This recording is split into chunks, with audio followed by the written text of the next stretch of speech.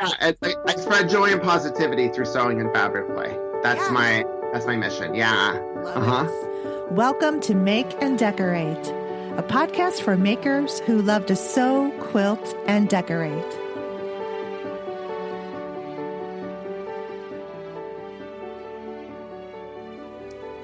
Hello, everyone, and welcome to the Make and Decorate podcast. This is episode 22, and welcome to the very last day of February. February 28th is when this episode airs.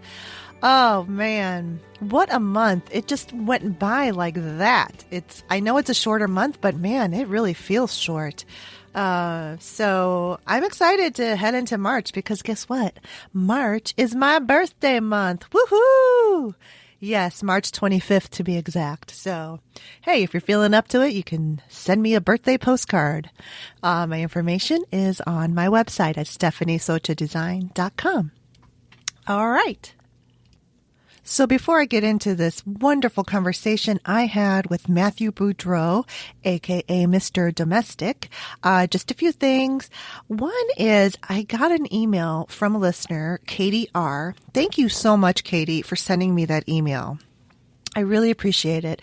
I ask you guys all the time to please send me comments and emails and social media, whatever. So when you take the time to do that, just know I really so appreciate it so much. I love hearing from you. And in addition to that, it's a way to, find out if things are not working, which in this case is the case. So thanks, Katie, for telling me that the comments on my podcast blog show notes are not quite working very well. I guess that it makes you create either a Squarespace login or have a social media login of some sort. So I was wondering why absolutely no one was putting comments into the notes. But that's why. So I am going to be working on this. Don't worry. I didn't know that was the case. So, anyway, sorry about that, but I'm going to get on it, figure it out and get it fixed and I'll let you know. So thanks so much. If anything's not working, just feel free to let me know because I need to know these things because then I can get them fixed that much faster. In the meantime, please email me like Katie did. You can find me on social media, Instagram. You can follow my hashtag on Instagram, hashtag Make and Decorate podcast. So the hashtag is hashtag Make and Decorate podcast. So, there goes my dog again. Sorry. He'll be kind of barking in the background here and there, but there's nothing more I can do about that because, He's my studio dog. It's my Cooper. The thing of it is that he normally is not this vocal, but, we're in the middle of winter. It's kind of like, it's in the 20s all week this week. Yesterday morning, we're in like -0 wind chill factors again. But this whole week is kind of going to be in the 20s and not the best. So, he hasn't gotten his standard playtime like he usually does. We usually always, go to the dog park or the dog beach several times a week.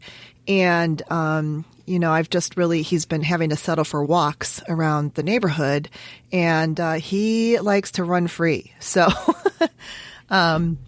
he's missing that. So I feel a little bad for him. He's got a little bit of some cabin fever here. But hopefully if this weather breaks and it gets warm enough and if we do not have, then the dog park last week we went there and couldn't stay. My husband went there and there was so much ice. The dogs couldn't, stand without slipping and the people couldn't either. So, you just have to deal with those conditions in the wintertime.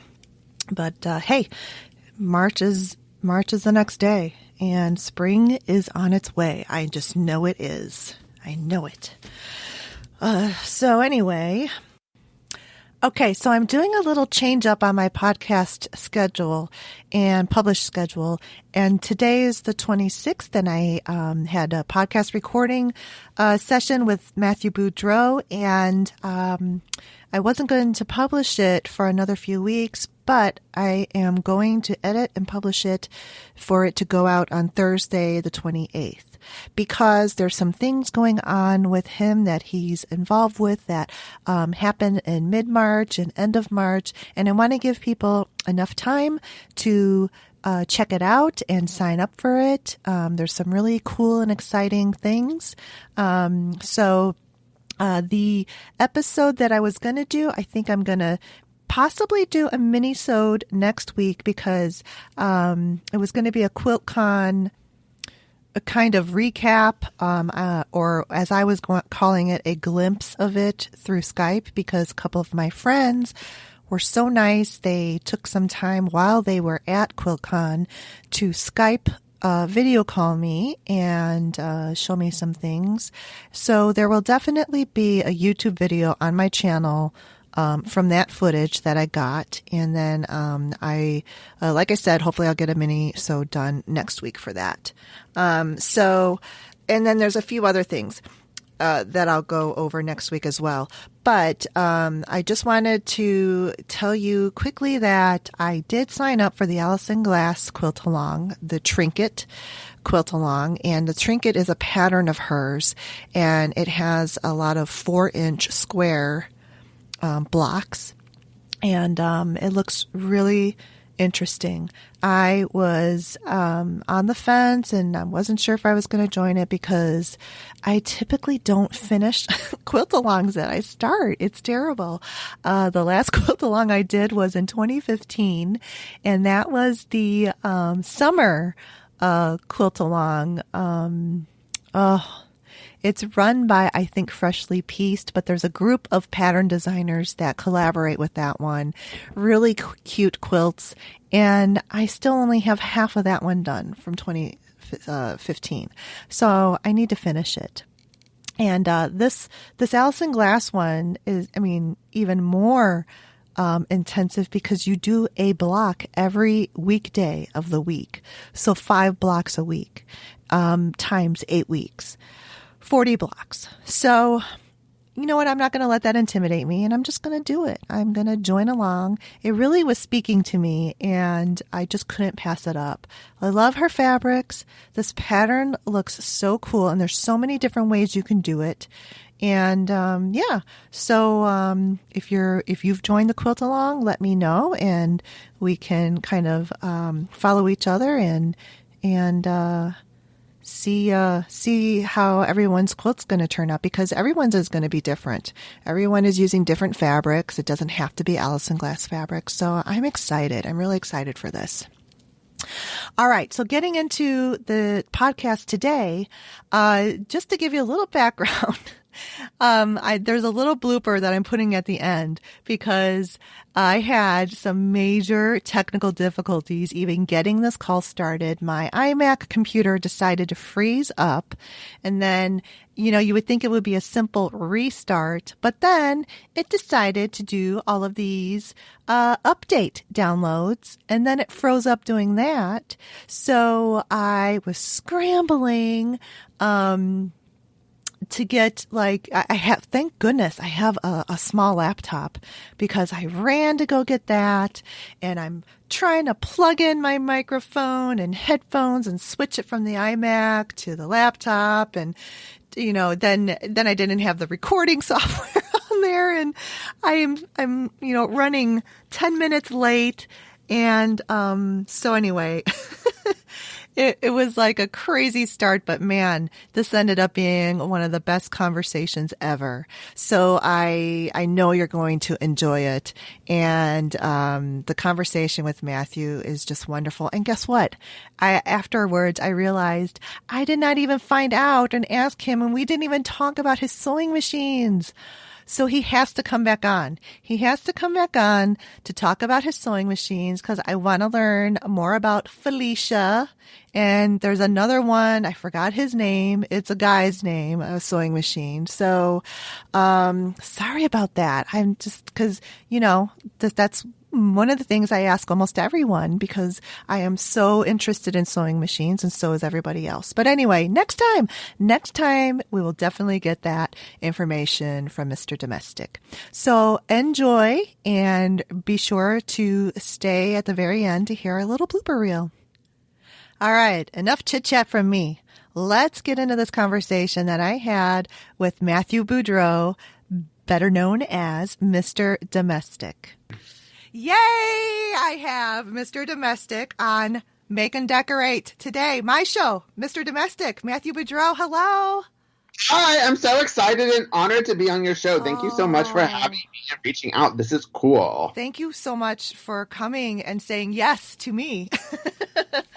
Of course. I love what you're doing. Like, I wasn't aware, but then when I looked into everything you're doing, it's really special and it's really awesome. And it's new. I dig it. So thank you for allowing me to be a part of it. Cool. Thank you so much. I'm so excited to have you.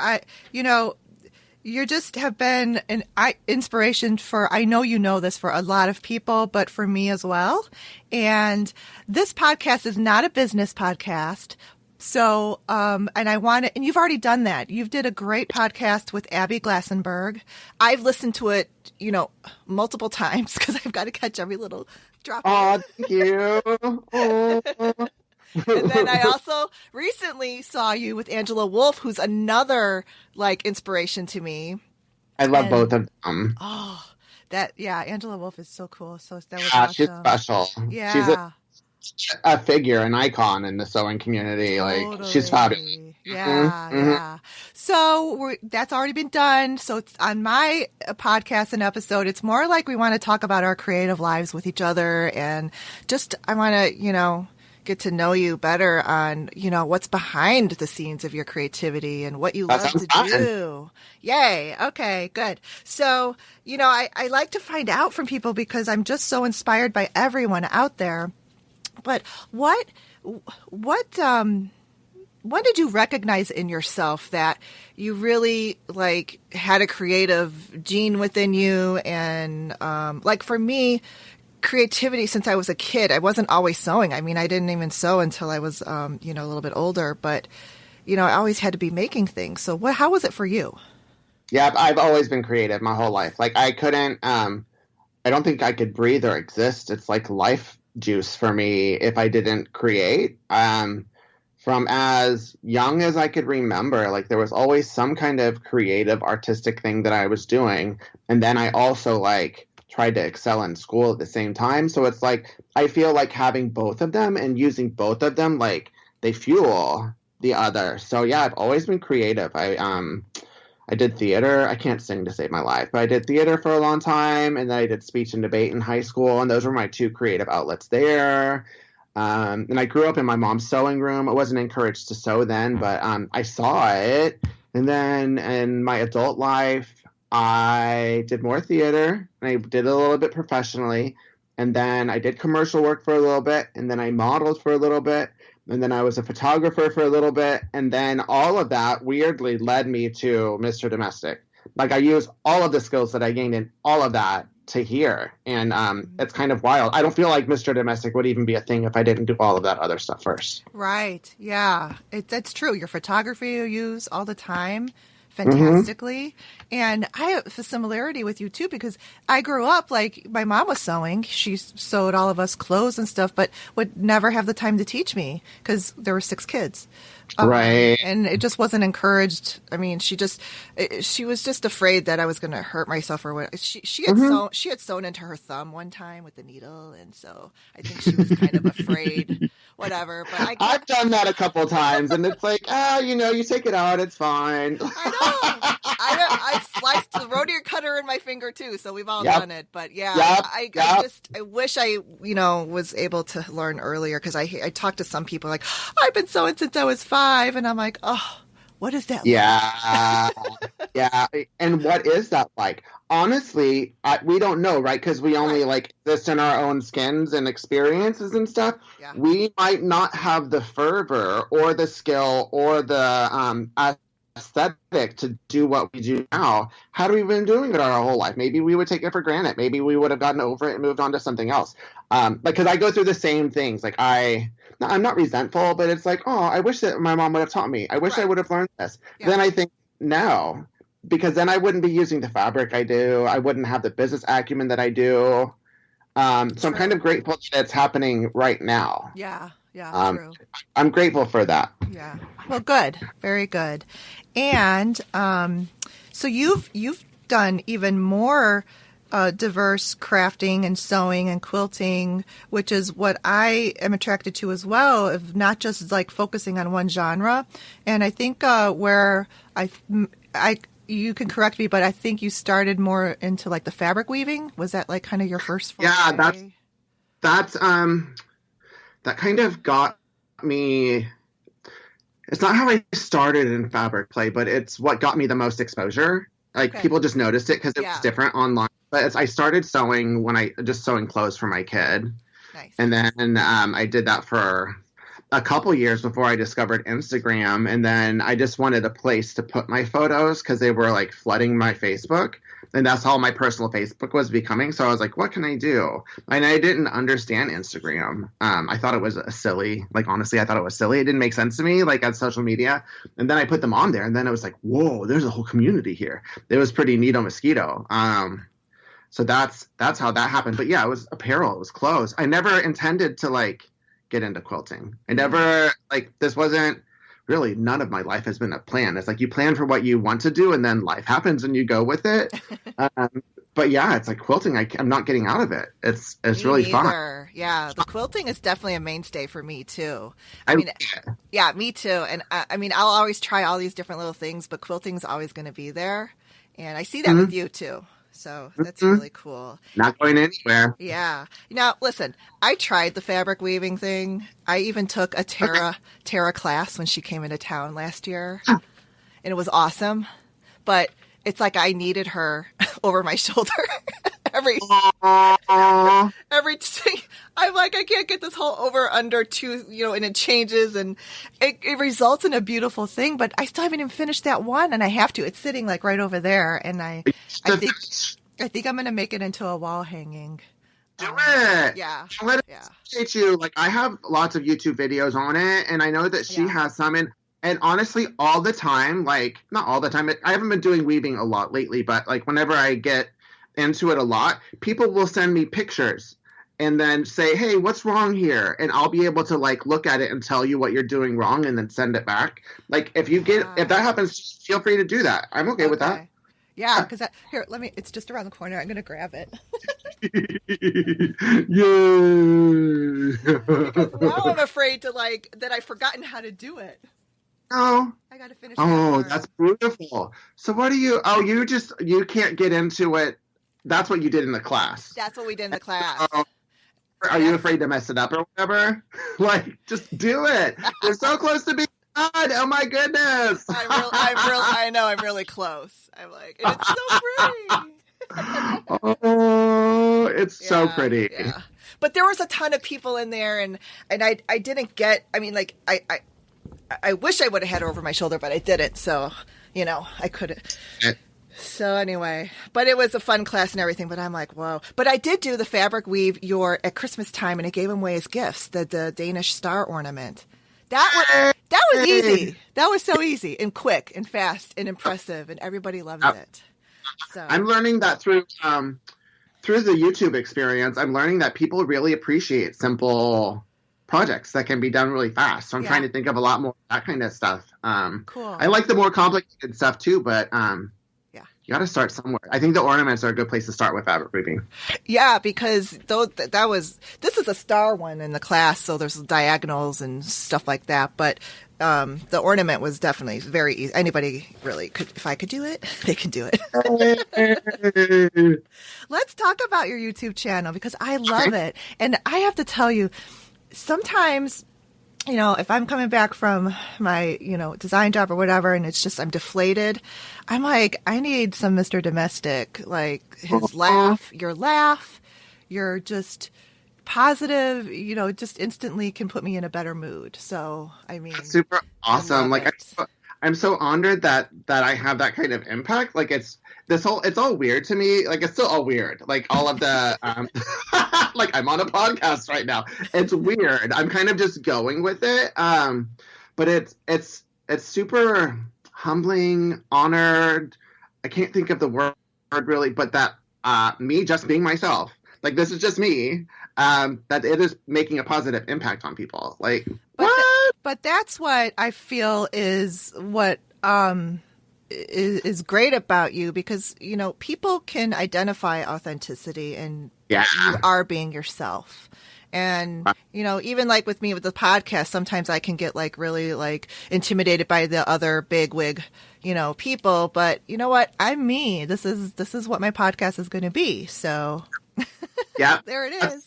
That's all we can offer the world is ourselves, right? Like, we need to not be afraid to be ourselves and to live our authentic truth.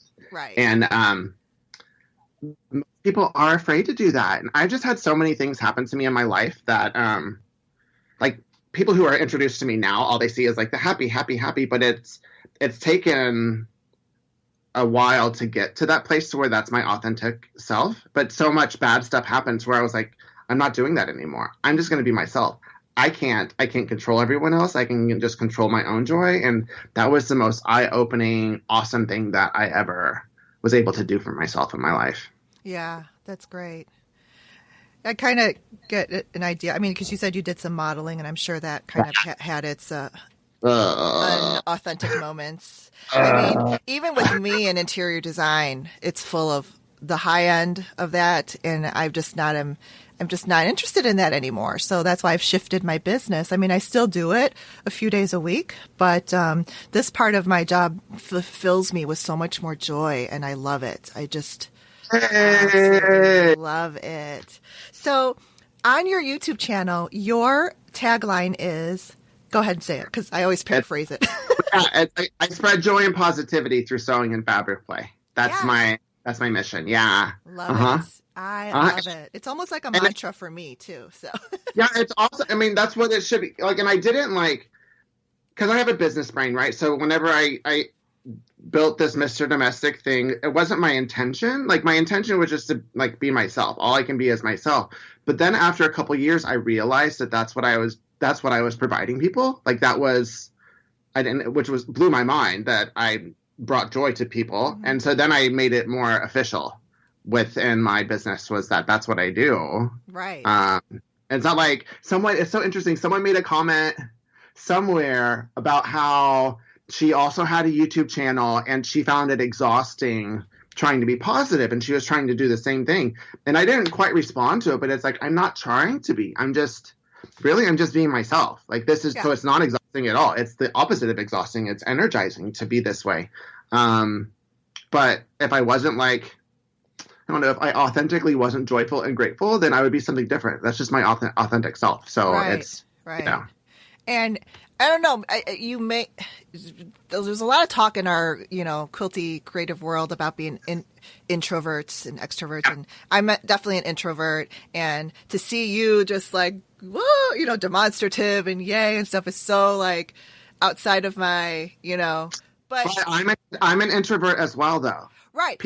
I'm so an introvert. But what's funny is that how you are on your YouTube channel is kind of like how I am when I'm like, by myself in my studio and I'm like dancing around, you know what I mean? So it's like, it's okay to like let go and, feel your joy and be place. Like when we're in our happy place, it's our safe place. Like we're not like performing for anyone. We get to just be ourselves and be free and be happy. And that's how I grew up. Like, that's another part of my story is like, I how do I say it? I never really felt like I had a lot of friends growing up. I always felt like I was alone and I was super lonely. But then in my early teens, that's when the internet started.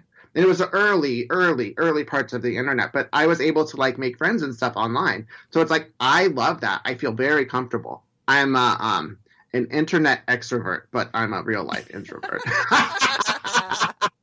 And I totally get that.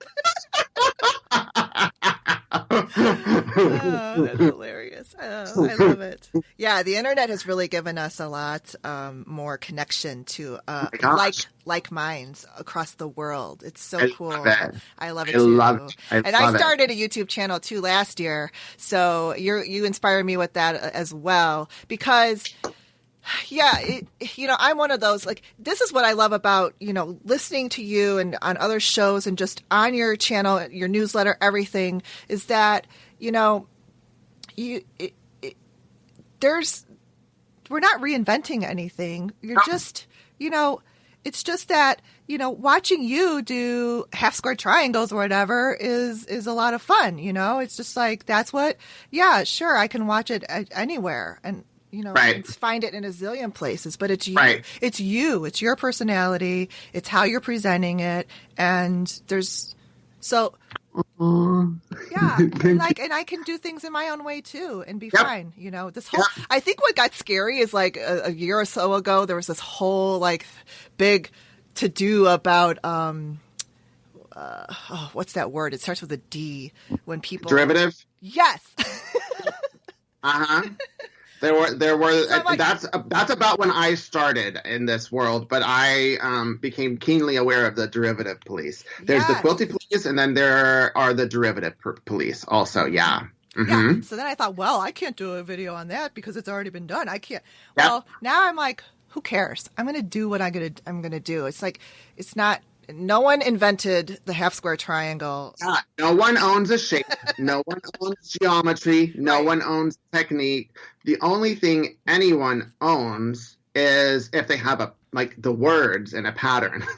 That's right. But the shapes put together in a certain order. Mm-hmm. No, like some Greek person, like, I don't know if they were Greek, but a long time ago, they're the ones that created it or something. Like, I didn't create it. I know, right? Yeah, but you just put your I would encourage mark on it. Mm-hmm. Yeah, I encourage anyone, go to my YouTube channel, look at my tutorials, and create your own with it. And then you have your YouTube channel. I don't care. Right, exactly. Right? It's awesome. It's like, whatever. I love it. Well, also on your YouTube channel this year, you did a whole series on organizing your sewing room. I loved it. Loved it. It was so awesome. The first one that I did, I didn't think anyone would watch it. I thought people. Are you kidding me? I know, but it's like people loved it, and I'm like, okay, let me keep doing this. I'm almost done though. But honestly, me doing that is why I'm almost done. I feel like if I wouldn't have recorded it and been like accountable to everyone else, that it would still be messy. I totally get that. I know. I sometimes do that with myself, of making myself accountable by putting it out there, like putting it out there on the podcast or whatever. But with projects too, like, whenever I start a project, I take a picture and I post it on the internet so that, like, I have to finish it. Yes, true. But it was so cool because it's just nice to get ideas, and I mean, everyone wants ideas on storage with their sewing room, and it's just interesting. I think, definitely, you would definitely get millions of views on that because we just like to see it. And you've got so many fabrics. Oh my God, I'm so blessed. Like, honestly, I'm so grateful with my staff. Also, you don't have the biggest sewing space, so what you've done with it is really well. You have maximized your vertical storage space, and it's so funny because I was watching your last one that you did, and you were moving your one wall organizer from the one side to the other, and then I'm like talking to like you can hear me. Okay. I'm like, all right, now put it over there. No. And then you were moving those little shelves up, and I'm like, no, that's too high. Put it down.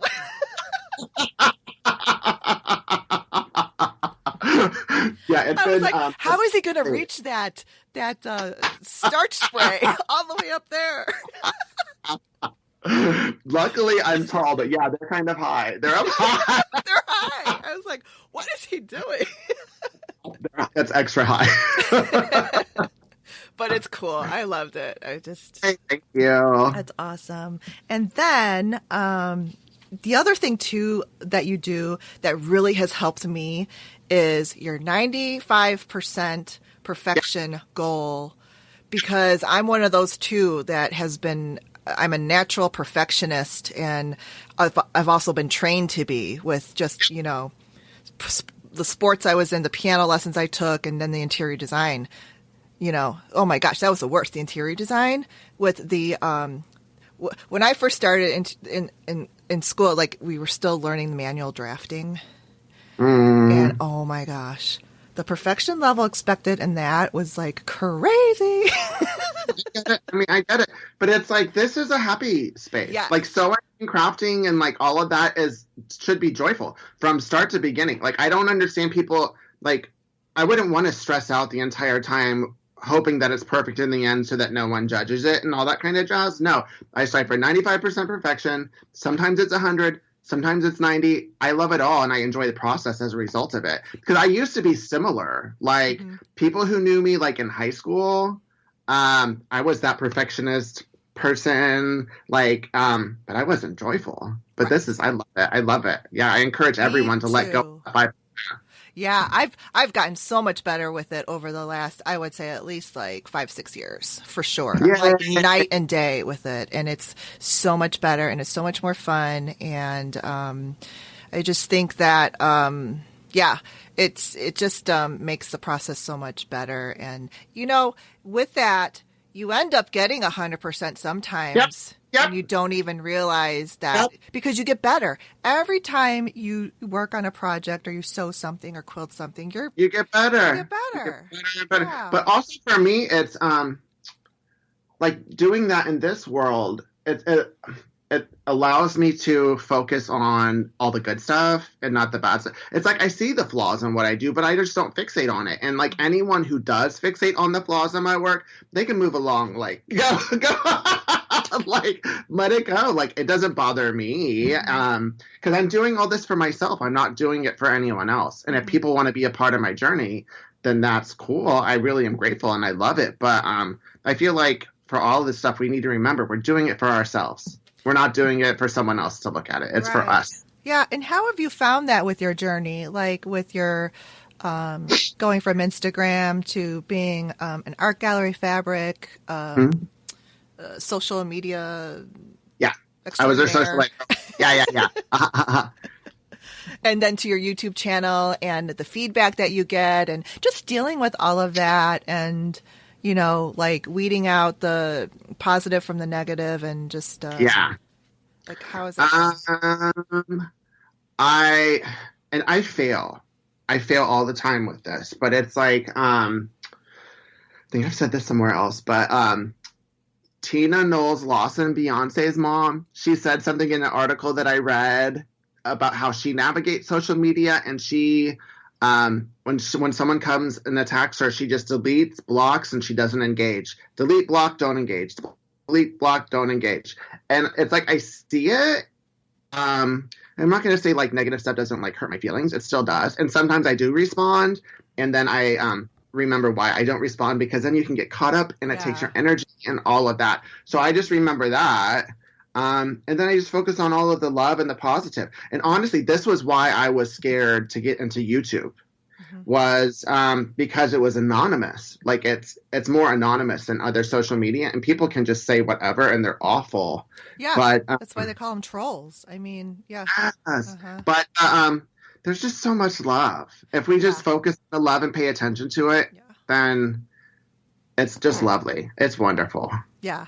And when you post on Instagram, you get hundreds of comments, and you still respond to those, because I commented on a few of yours and because I understand, like when you get so many amount of followers and there's just sometimes no possible way that you can respond to every single one. Yeah. But you seem to kind of have a good handle, and you still do that, which is amazing. Well, I feel like, see, that's the thing. And this is what I would say. I don't think of them as comments. I think of them as like, there's a person on the other side engaging with me. They're talking. I'm right here. Right. They're talking to me. It's like for me, and this is because I understand how to navigate the internet. Like so that socially, like real life socially, no, I'm a cluster. Like But it's like they're just people wanting to reach out and engage, and I want to do the same thing. That's why I'm on social media, and I don't just have like a blog with no comments. It's like I'm on social media. It's supposed to be social. People are wanting to talk to me. That's my favorite part, getting to know people. And I get to know people all the time just by repeatedly engaging with them in my comments. Okay. And I just think it's rude not to respond. Like it's, I don't know. It's a person. Like basically you're ignoring that. Like, but there are days where it's super hard. Yeah. To do that. And I know that one day I'll need an assistant in this world. Like hopefully Helena will grow up and she can be my assistant. Yes. But that's the one part I'll never relinquish. I'll always want to do that because that's how I get to know all the people. And I like all the people. They're all awesome. Yeah, that's what makes it you. And that's what makes us want to keep following you and engaging with you. As far as I'm concerned, yes. Oh, I love you. It's awesome. Thank you. Another reason why I was following you so much is because we have similar tastes in fabrics.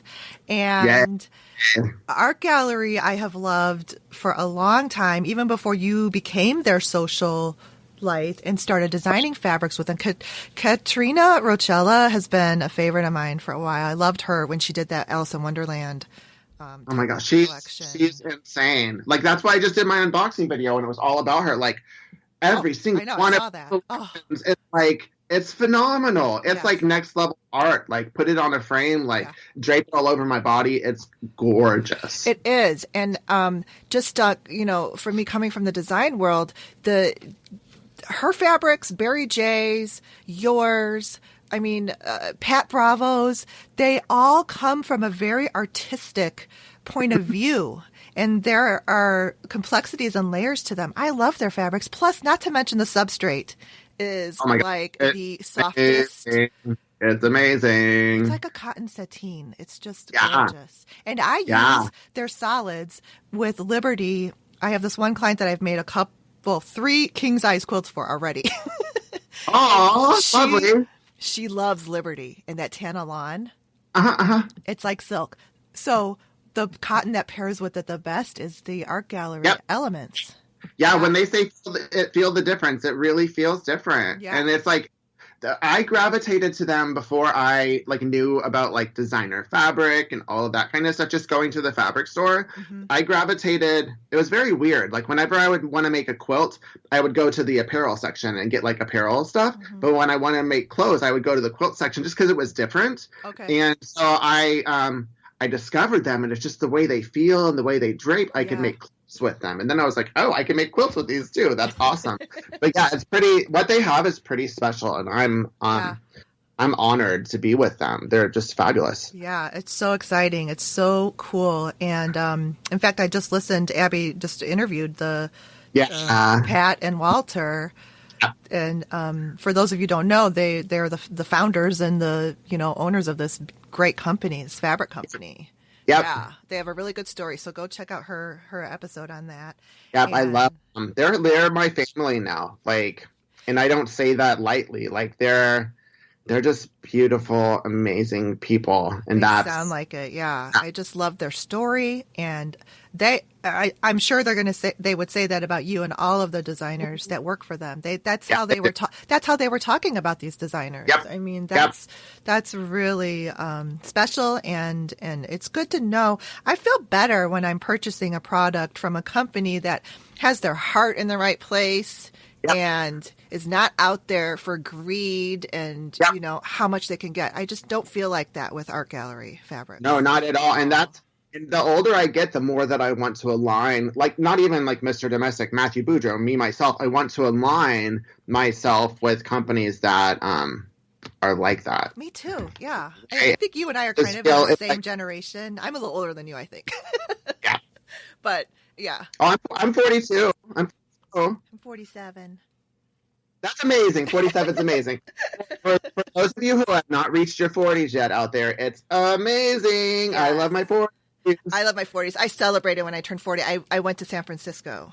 I told my husband, that's when I did the first going away when you hit the big O, the 4-0, and I'm like, get ready because at 5-0 we're going somewhere out. I need to travel and go somewhere on my birthday. But I getting older. It's awesome.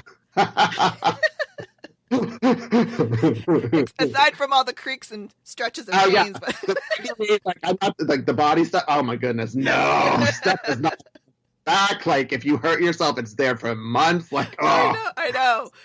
If you just turn your back a certain way or whatever, and you're like, whoa, what just happened there? She did something. It's like, I just moved. And I moved and I pulled something. Yes. Anyway, but it's still fun. And you're right, because in your 40s, you really just have so much more knowledge. And you like, especially for me, my experience is like, I'm 40 and, I give 0 Fs.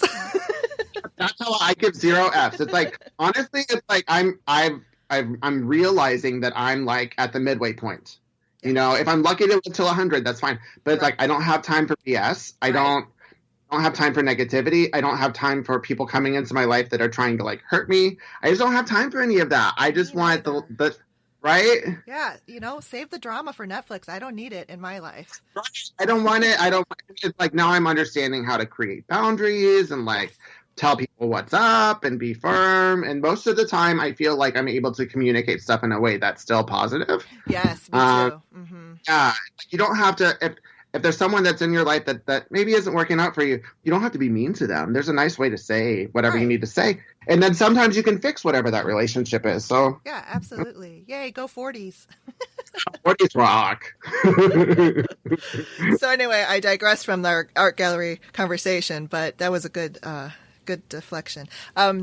So their fabrics.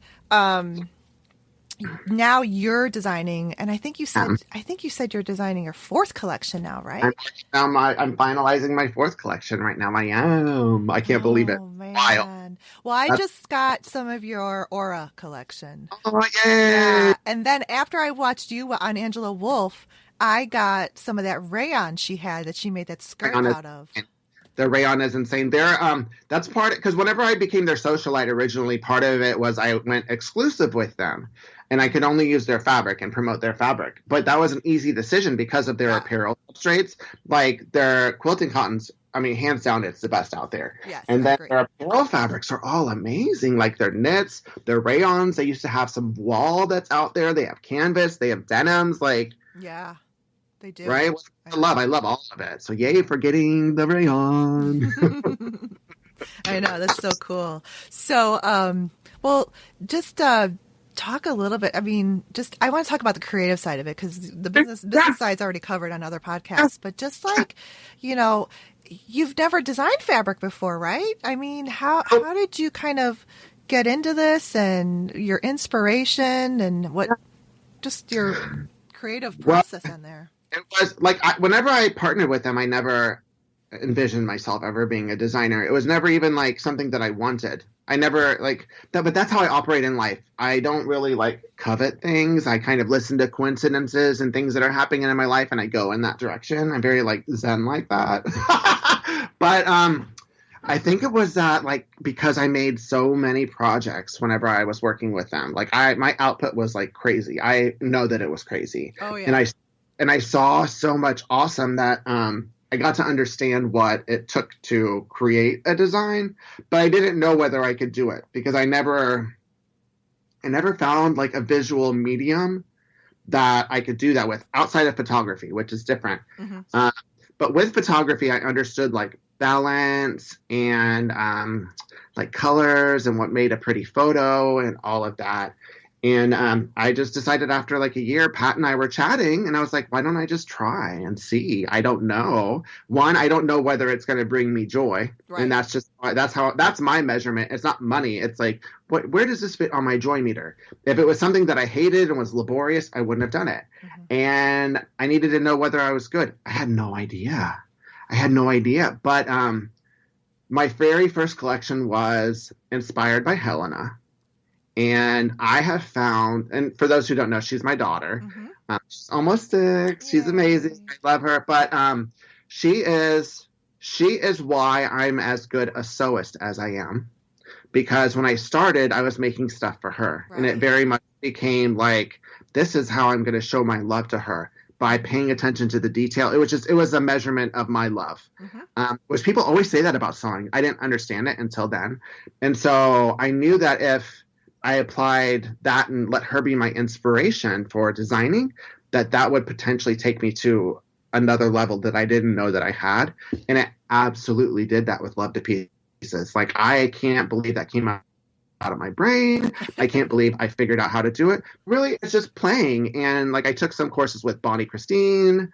You can, if you have a question about anything, you can go Google it and look it on YouTube. And I just played around on Illustrator. And it's like each collection that I do, I learn a couple more techniques and I play with them. And then I see what I can do. But that's how that design process has been. I'm shocked I'm a designer. Like, I'm finishing my 4th collection. I'm like, how am I doing this? This is wild. That's crazy. It is crazy. It's mind blowing. And, yeah, I mean, I was just, I don't, the Aura is not even, that's your 3rd collection? That came out in October? Aura is my 2nd collection. Oh, your 2nd. And okay. My collection. So I'm not as far behind as I thought it was. I know my 3rd collection comes out in June. In June? It's awesome. All right, cool. Oh, I see. So it's already done. Yeah. You're working on the next one after that. That one I finished in December. Okay. No, what month are we? No, I finished that one in October. Okay. October, November. So it's like, now I'm finished. I don't know when the one I'm working on now will be. It'll probably be towards the end of this year, I think. I don't know. I'm along for the ride. You just create. And I'm like, and then they take it. Sorry, it's my dog in the background, everybody. The doorbell rang, I think. We all understand. Most of us have pets. Yes. So he's going to bark a little bit. That's okay. It might be my fabric from my Allison Glass quilt along.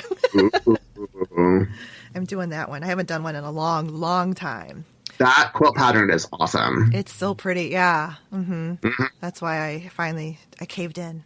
But good job. Anyway, so that explains, like, when you explained, like, your daughter inspiring you, because I think that's why it brings you joy, because you're designing with inspiration that brings you love and fulfillment, and it doesn't seem like a chore. So, and I think, like what you said, all of your background experiences play into this. I think that makes, to me too, it just, it makes a better version of you as a fabric designer, having the photography, even the modeling and stuff like that. I mean, because you were exposed to, like, really good fashion design and just the techniques there, and just taking, like, negative space, concepts and all of that. So I think that's really cool. That's awesome. Thanks. And I just, I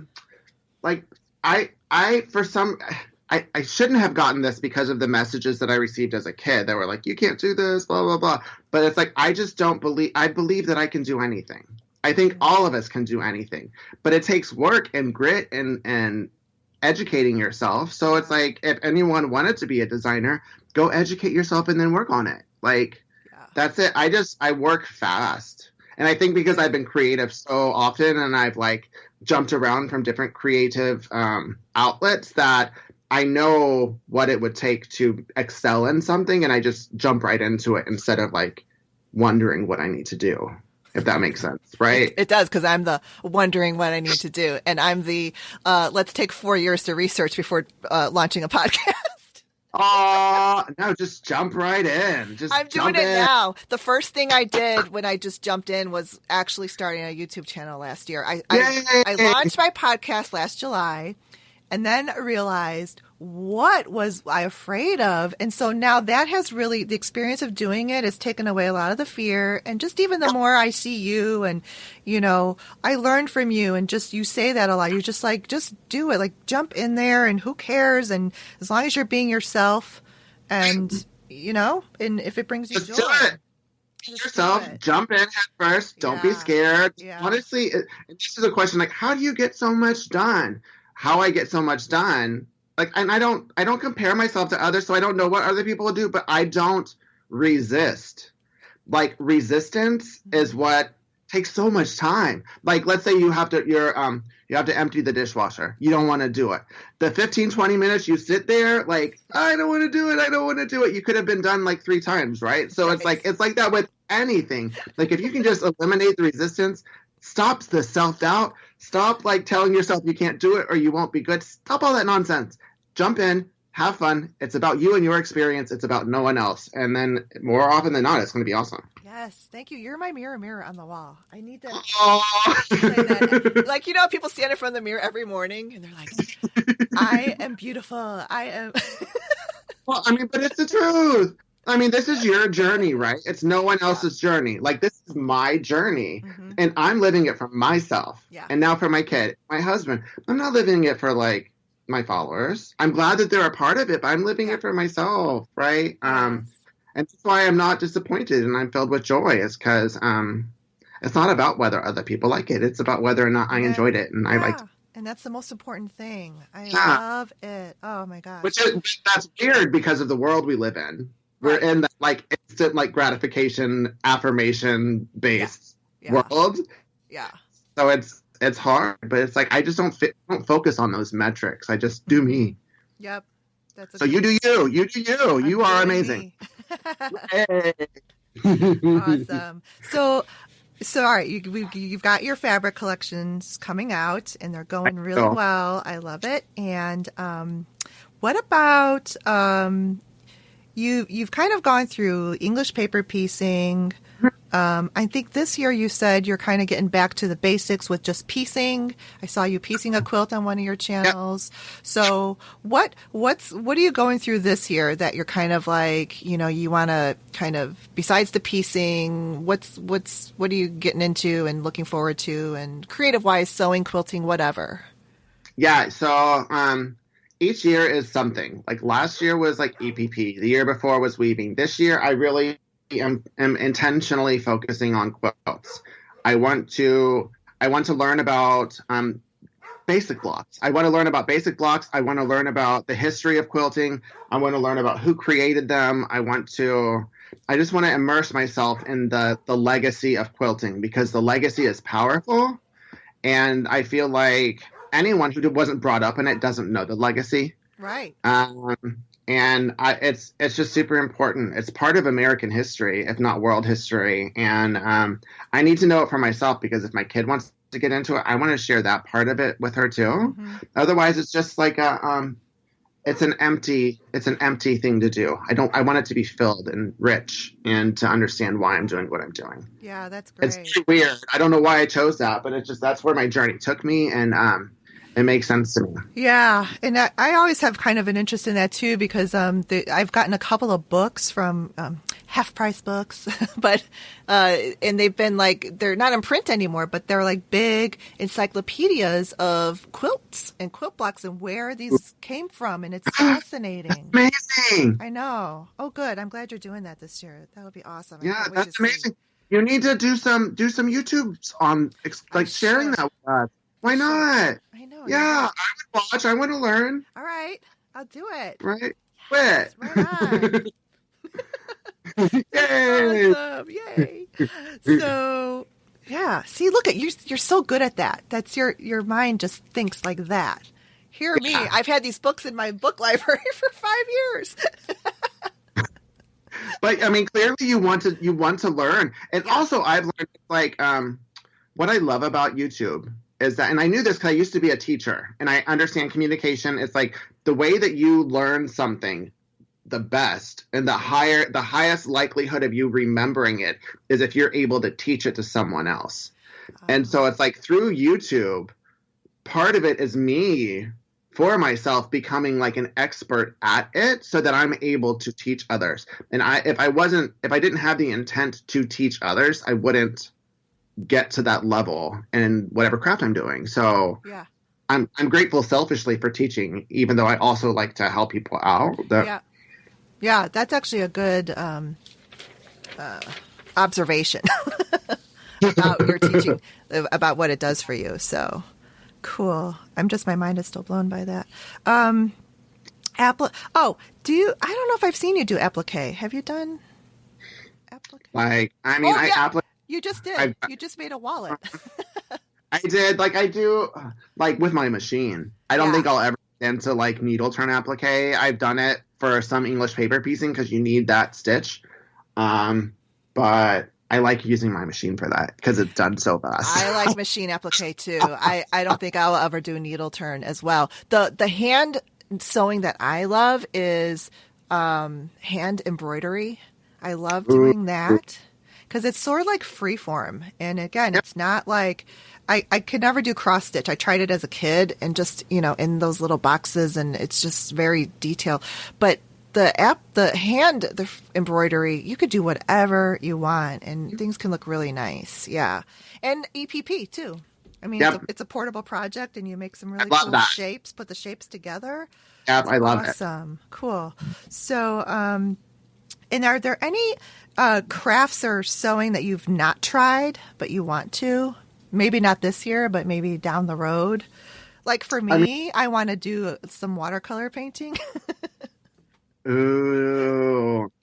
Yeah, I would love to be able to do art outside of a computer that I can. I mean, I'm getting a little bit better at it, but that would be neat. But for me, honestly, I want to get back into clothes and sewing clothes. I haven't really been doing that a lot, and I miss it. Uh-huh. And now that my body is changing less, because it's I would just go up, down with weight all the time, and who knows? Maybe I'll go back up, or I don't know. But it's it would just be so sad. I'd make something and I could wear it a little bit, and then my body would change and I couldn't wear it again. Oh. But I want to. I loved it, and I loved making stuff for Helena and all. I would love to explore. I'd love to know how to make a blazer, and that's what it's like. Mimi G and Norris, what they're doing, I want to do what they're doing. Not to be like them, but I just love do you know Norris? His style is amazing. It's it's amazing. It's beyond amazing. If I could be cool like that and fly like that, that would be cool. I love it. So cool. Really, I don't know. I never other than wanting to do quilting, it's I never really know where I'm going. Yeah. I really couldn't tell you where I'd be in a year. I have no idea. I didn't expect that I would have a YouTube channel and be designing fabric and on a podcast. I didn't envision any of that. So I'm on this roller coaster of life. Yeah, and you just kind of seize on things that come up for you. That's where we're different. We're alike in a lot of ways, but now I'm seeing because I'm just this dreamer, and I'm I want to do this, and I want to do that, and then, rein in the focus there, Stephanie.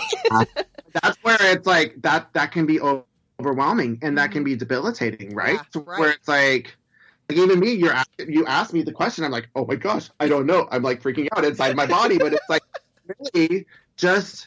What are you going to do today? What are you doing today? I think you need to finish that fabric weaving because you just showed it to me, and that's right. I'm going to hold you accountable for that. But should. Yes, thank you. I just feel what's around my world, and I'm hey, I'm going to do that. Yep, that's good. I like it. That's so great. So, okay, we're almost done here. I don't want to let you go. Oh, I'm always here. So you've been doing this Aura blog party with 30 guest bloggers. Is that still going on, or is that done? In the middle of it, yeah. In the middle, right? Okay. I love doing online parties and stuff. I love these people that are making stuff. I'm so honored they're a part of my party. But even today, Monica, it's so Monica. She made a dress. Phenomenal. And she was all I'm honored to be a part of your party. I was no, I'm honored because she made something. And to be honest, when she asked for that fabric, I was I don't see it. I don't know but the dress, oh my goodness, she saw something in the fabric that I didn't see. Ooh. So it selfishly helps me out and see other ways people can use my fabric. Right. Yeah. Because I never would have envisioned that print in a dress. And it's honestly, so Monica. Yeah, her dress, high-end boutique, like next level. The print Oh, is perfect for her. love it. But yeah, it's like I love it. Like these little parties are my favorite. Cool. I love seeing what other people make with my stuff. Mm-hmm. And then this is just the stuff now is just next level. That's awesome. That is so cool. So, and what else you have going on? You've got, And Ohana quilts along, my sew along right now. is that the mystery quilt? It's with Oh, Brenfield and paper pieces. paper pieces. That's right. Because I'm going to put Uh-huh. links to this in my show Okay. notes. Okay. So where they can find all the stuff that they can still take part of. Cool. And and then I'm doing it's so cool. It's with Simple Simon and Company. Oh They yeah. yeah, it's a ModBee. That's what the name of it is, but it's Oh a yeah. conference. I don't know who I assume they were the brainchild of it, but I was invited to be one of the instructors, and it's all online. It's like a 3-day weekend of instruction where there's a private Facebook group that people are going to come on. I'm going to teach for an hour. I'm doing my tumbling blocks weave for an hour, Ooh. which is going to be different than like looking at my YouTube because those are short. This one is going to be in depth. I can engage and chit chat. So it's like an online school for like quilters and sewists. It's Nice. insane. I'm so stoked to be a part of that. And that is March 14th through the 16th. March 14 through 16. What is it called again? The B ModBee. Got Mm-hmm. it. ModBee. And let me give you the date of this one. And when is this gonna go live? Is it gonna go live? Oh, probably I don't know, I want to say end of March. That's when it's gonna go live. Yeah. Well, that's gonna be over. So What's going to be over? the ModBee, Oh, the ModBee. I got to move it up then.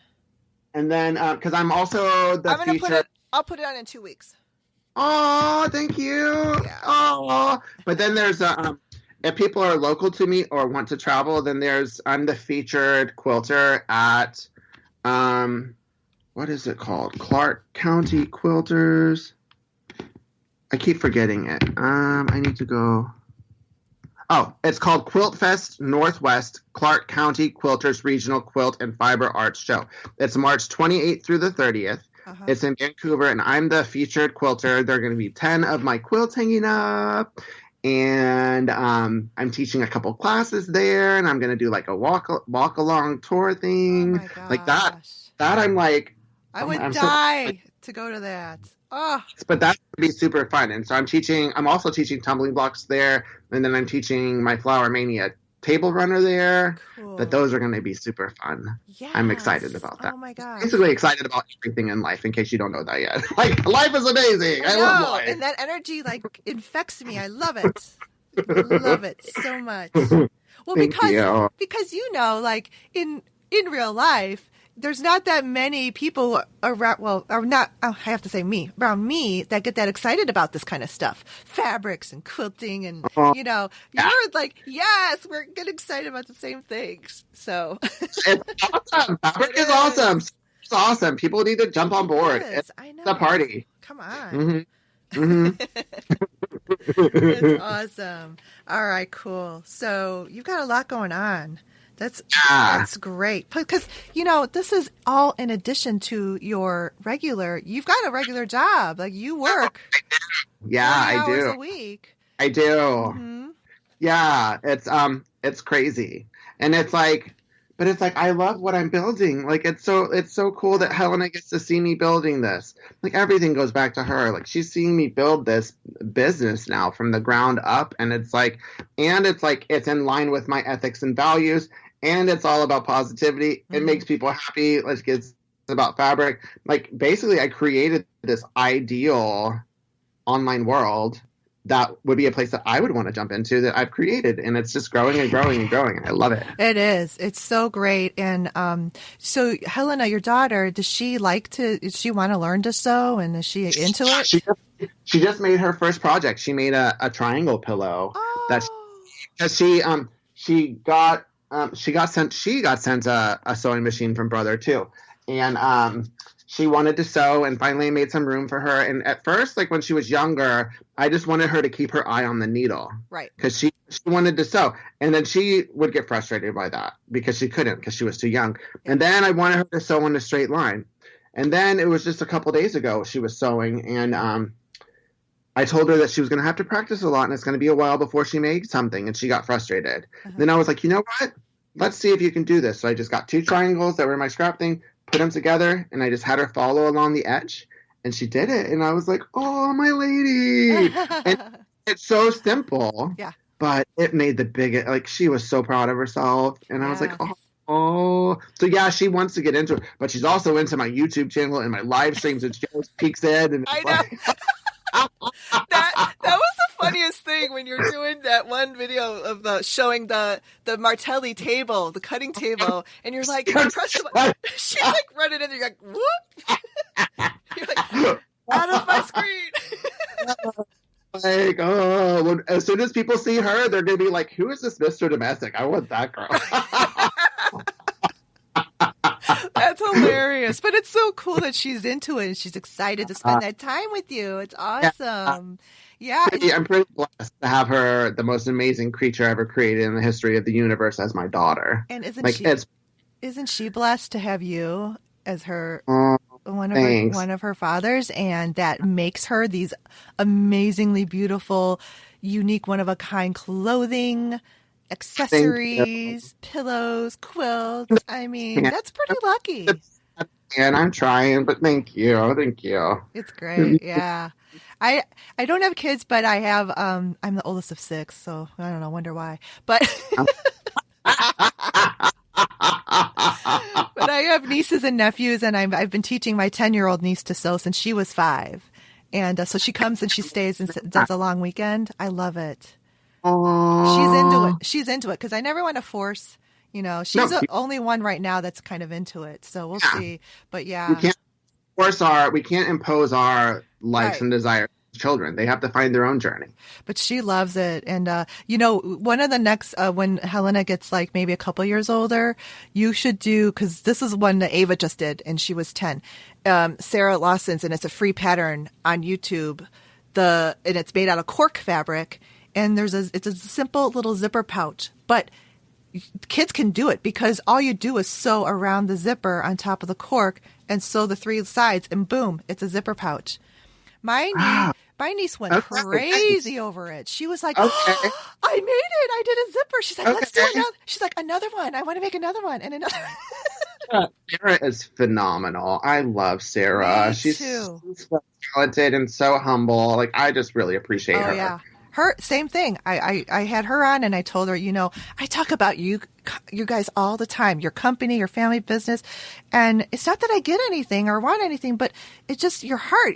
They are so generous and they give away so much, like all her free patterns and the videos. And yeah, so I love it. Mm-hmm. It just feels good to do that. It does. Yeah. And it makes me want to keep supporting her business and buying from her. And, just. Yeah, she and I, we have similar philosophies, I think. Like, I am very much of the belief that there's enough space for all of us to be super successful. Yes. Everyone can have as much success as they want.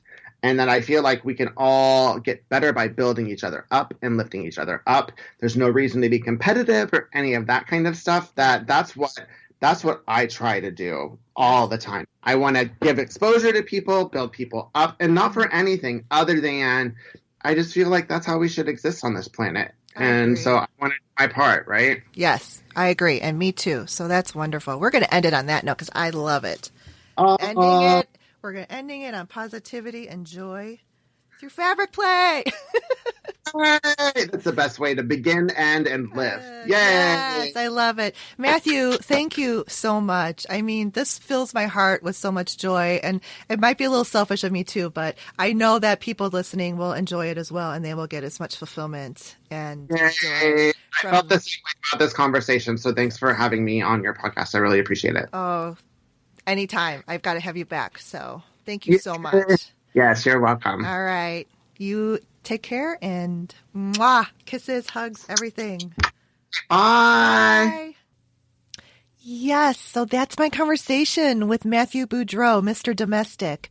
I mean, he is so energizing. His energy and his joy is definitely contagious and just makes me want to get out there and conquer my world. You know, it's just so incredibly inspiring and motivating. So I'm just so thrilled and lucky to have had Mathew on my podcast, and I hope you all enjoy it. Let me know what you think.